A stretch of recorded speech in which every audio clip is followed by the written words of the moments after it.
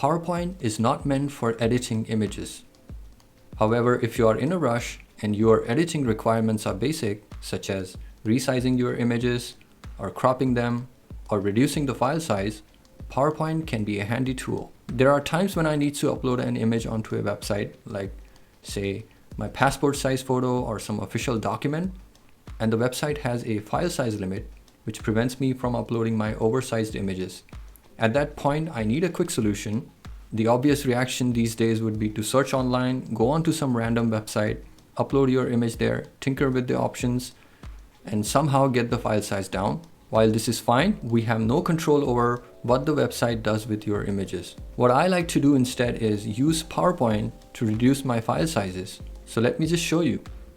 Go to Insert menu, click on Pictures, click on this device, select the picture that we would like to reduce the size of, click Insert,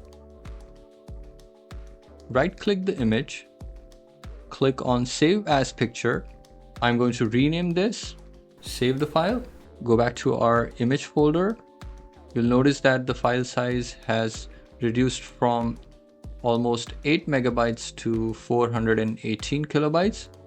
This time, let's save this as a JPG file because JPG file will be smaller than a PNG file. Right-click, click on Save as Picture, give this another name, select the file type as JPG, click on Save.